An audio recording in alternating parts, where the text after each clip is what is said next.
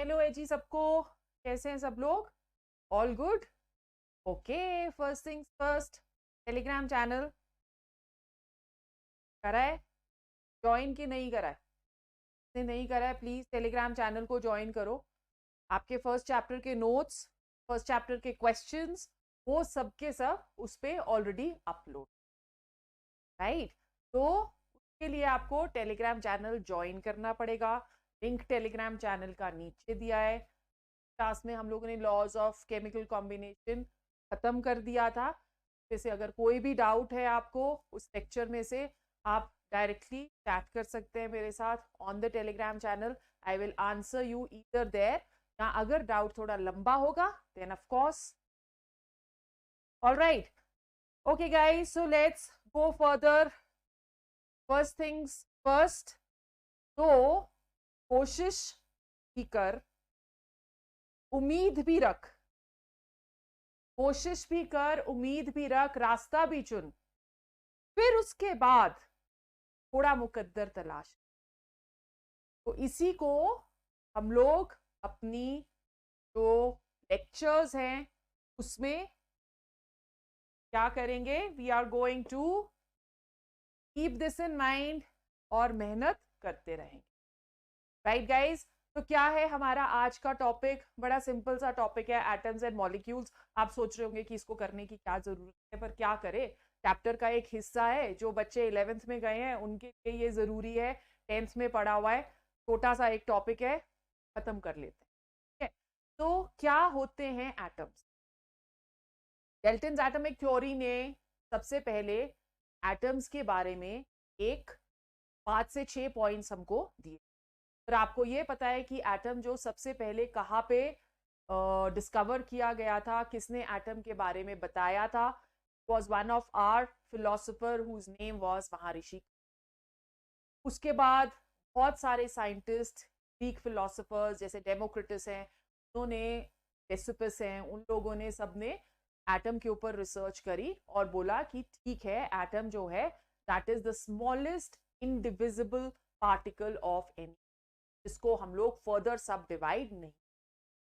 First of all, John Dalton was a scientist who gave us quite a lot of idea about the atom, although it was not experimental based, but still उससे ही आगे जितनी भी discoveries हुई, जे J Thomson model निकला, cathode ray experiment हुआ, that was only after John Dalton's. तो John Dalton ने क्या बोला, एटम क्या है?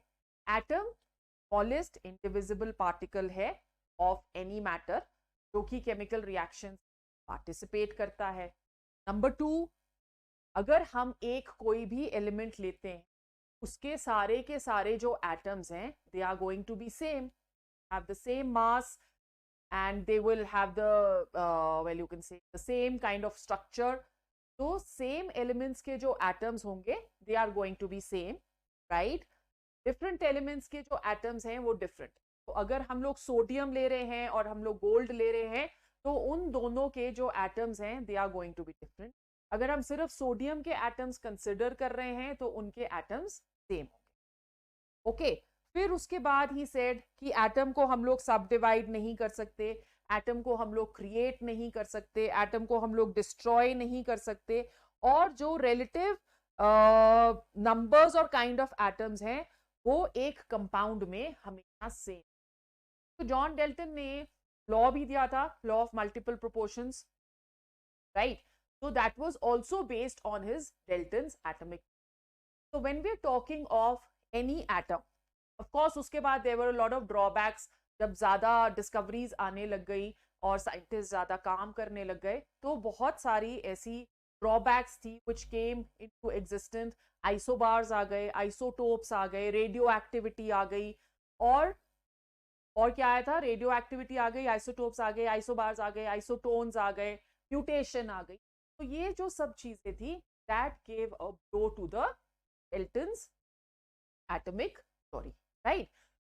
So it was suggested कि atom is not the smallest indivisible part or of any matter, but उसमें कुछ subatomic particles present है, like the electron, proton and neutron, which we will do in our next chapter. Right. अब यहाँ पे atoms हम लोग क्या बोल रहे हैं कि एटम्स जो है पार्ट ऑफ मैटर है, smallest part of matter, right. और एटम्स कंबाइन करेंगे तो एवोगैड्रो ने बोला कि जब एटम्स कंबाइन करते हैं तो वो क्या बनाते हैं, ओके। एटम भी पार्ट ऑफ मैटर हो गया, मॉलिक्यूल्स भी पार्ट ऑफ मैटर हो गए। So let's just describe both of them.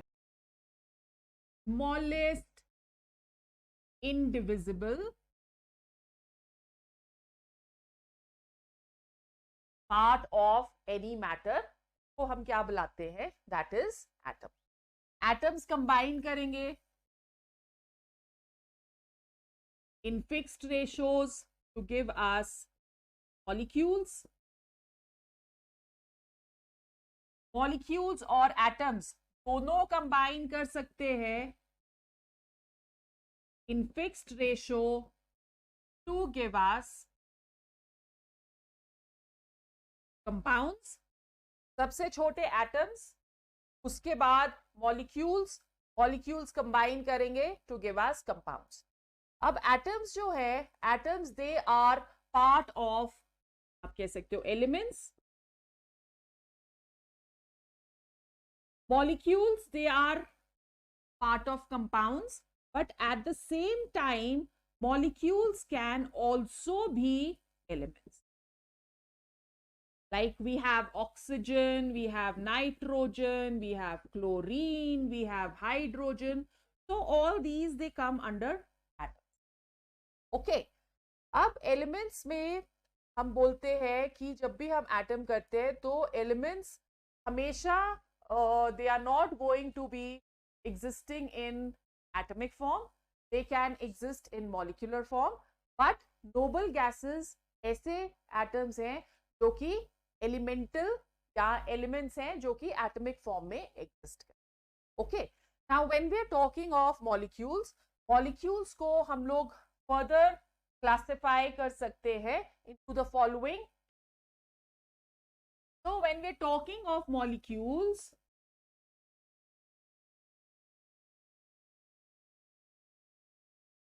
as we just said कि जो molecules हैं वो elements भी हो सकते हैं, वो compounds भी हो सकते हैं, तो they can be monoatomic,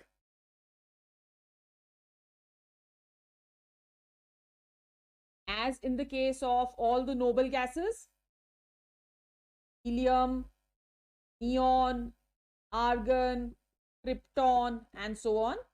और जो molecules हैं they may also be diatomic. तो ये सारे हम लोग क्या कर रहे हैं, एलिमेंट्स, राइट। मोनोएटमिक, डायएटमिक में आपके पास ऑक्सीजन, नाइट्रोजन, क्लोरीन, फ्लोरीन, ये सारे डायएटमिक के अंडर आते हैं। Then they are also पॉलीएटमिक,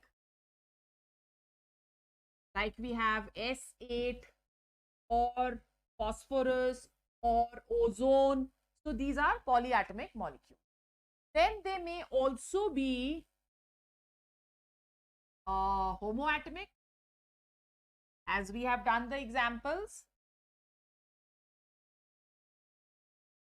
They may be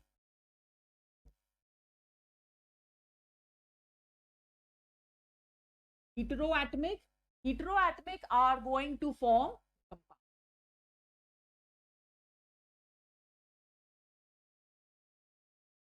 Okay, so compounds में हमारे पास, you can take a lot of them.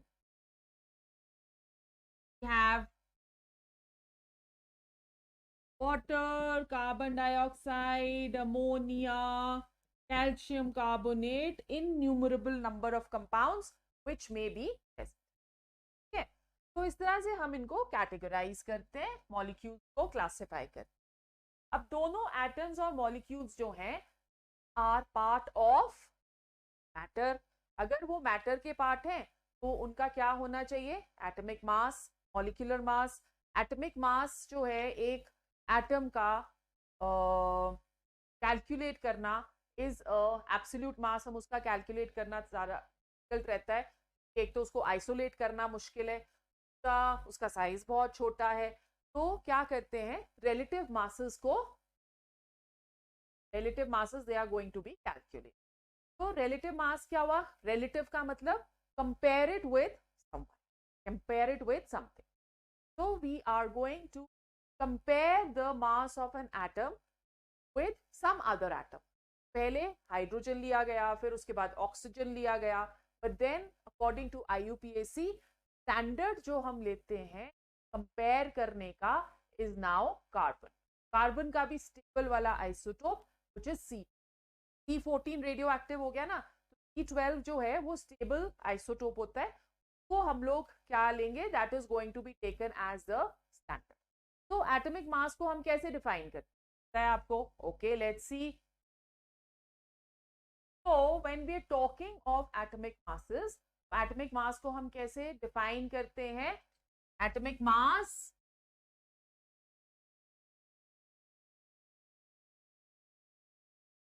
of any atom that is taken as what? It is taken as 1/12 the mass of carbon atom. क्यों 1/12 the mass of carbon atom? क्योंकि हम लोग carbon को क्या कर रहे हैं? That is taken as standard over here.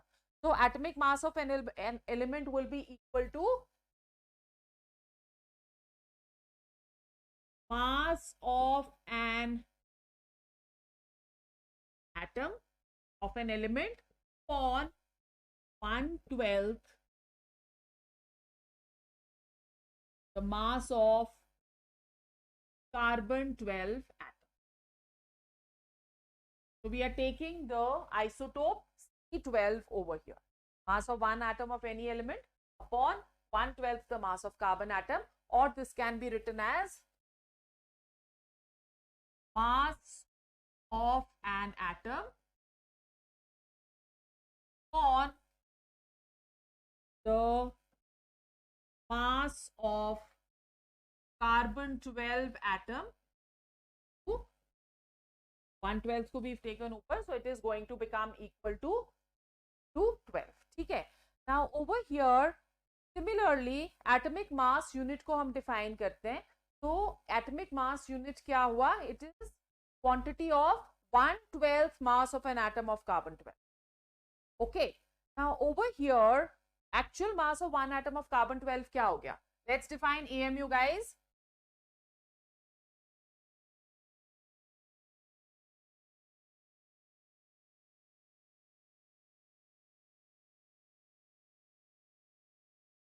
Atomic mass unit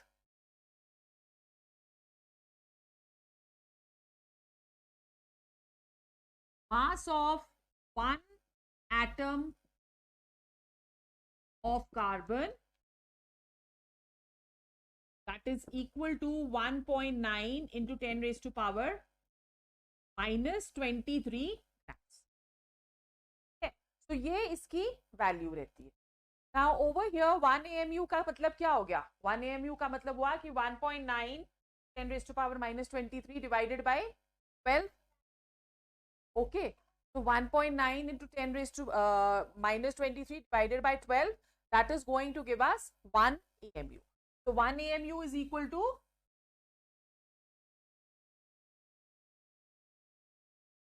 1.9 into 10 raised to power minus 23 on 12, which comes approximately equal to 1.6 into 10 raised to power minus 24 grams.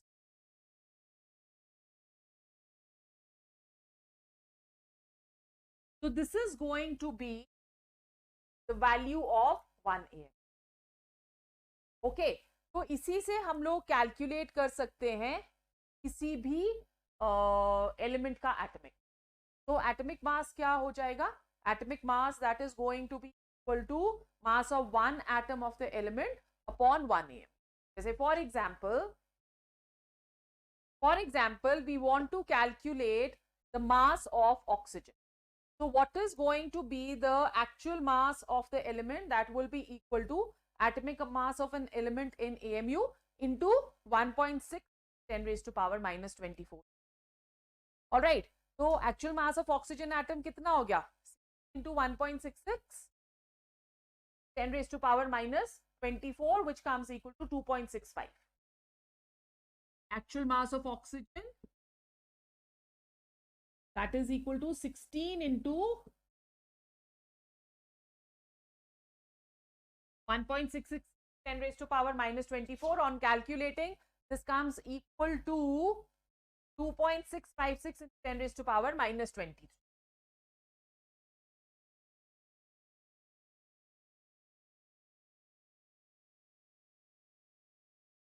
Right अब अगर हमको यहाँ पे कैलकुलेट करना है इसका मास, तो मास क्या हो जाएगा? एटॉमिक मासेस जो मासेस होते हैं सी की वो होल नंबर्स जो हैं वो नहीं है. So this is the actual mass of oxygen atom, 2.656 into 10 raised to power minus 3.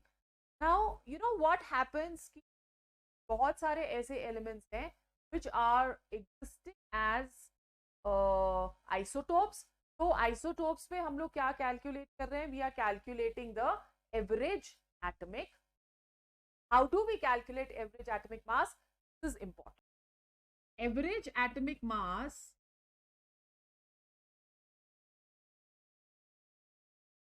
calculated for isotope. जैसे क्लोरीन के दो आइसोटोप्स हैं Cl35 and Cl36. का हम एवरेज एटॉमिक मास निकालते हैं. What is the formula to calculate the average atomic mass? Will be equal to m into A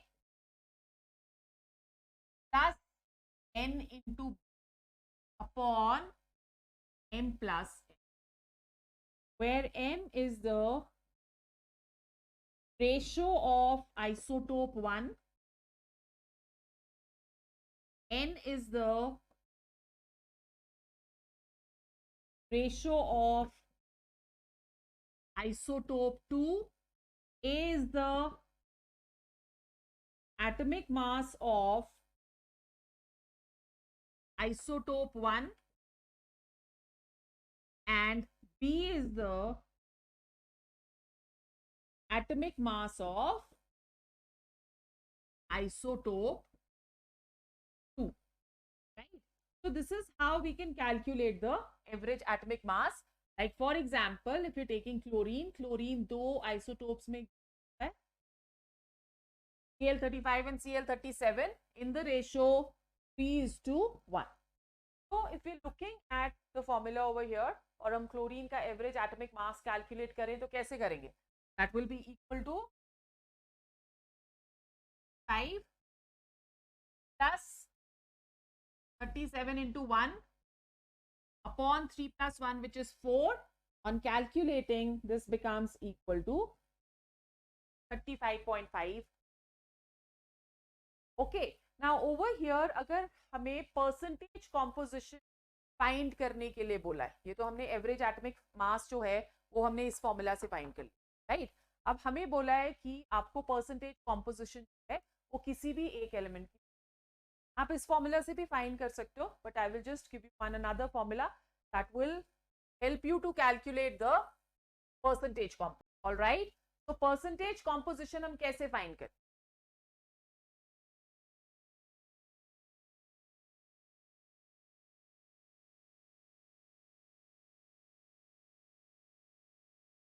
Taking two isotopes of the same element or maybe three isotopes, जितने isotopes present है, तो अगर हम two isotopes ले रहे हैं A and B, percentage composition of A हमको calculate करना है, that will be equal to average atomic mass minus B upon A minus B to 100. So percentage composition of A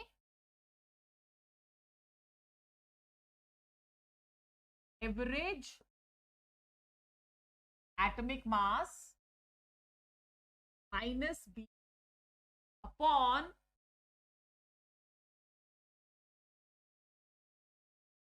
sorry guys हो जाता है ऐसा A minus B into 100. So this will give us the percentage composition of A. अगर आपको percentage composition of B calculate करनी है तो आप क्या करोगे? यहाँ पे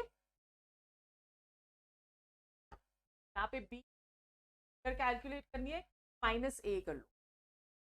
Understood? So this will help you. Now this is what we have. This is the atomic mass, average atomic mass, percentage composition. Gram atomic mass क्या होता है? Gram atomic mass is जब हम लोग जो मास है वो किस पे प्रोड्यूस कर रहे हैं या किस पे हम उसको रिलेट कर रहे हैं, हम उसे रिलेट कर रहे हैं. तो that is going to be the gram atom. अब एक क्वेश्चन जो आता है that is to calculate the gram atoms. Let's see कैसे कैलकुलेट करते हैं. नाउ ग्राम एटम्स अगर हमको कैलकुलेट करने हैं, number of gram atoms, that will be equal to mass of the element in grams upon atomic mass of the elements in grams. So number of gram atoms, that is weight of the element grams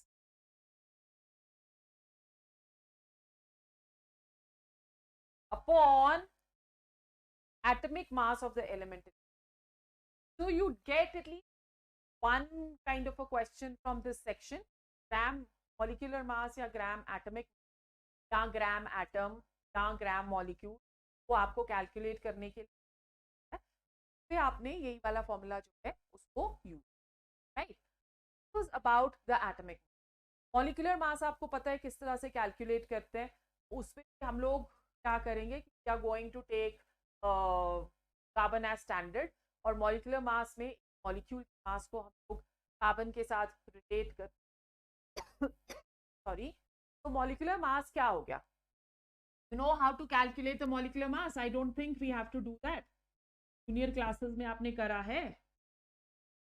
molecular mass हो गया, जैसे for example अगर आपको H2O का calculate करना है तो sum total of all the elements are present उन सब मास को हम लोग ऐड कर देते हैं. तो hydrogen is 1 2 into 1 plus 16 which is equal to 18, C12, H22, O11, sucrose का मास 12 into 12 plus 22 into 1 plus 11 which comes equal to 342. इसी तरह से number of gram atoms calculate कर सकते हैं, तो नंबर ऑफ ग्राम मॉलिक्यूल्स भी कैलकुलेट कर सकते हैं. Number of gram molecule will be equal to weight of the molecule in grams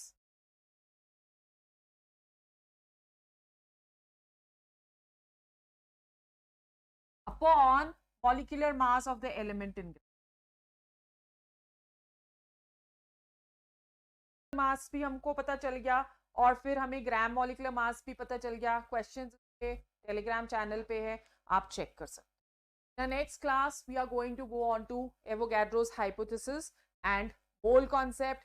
B sure guys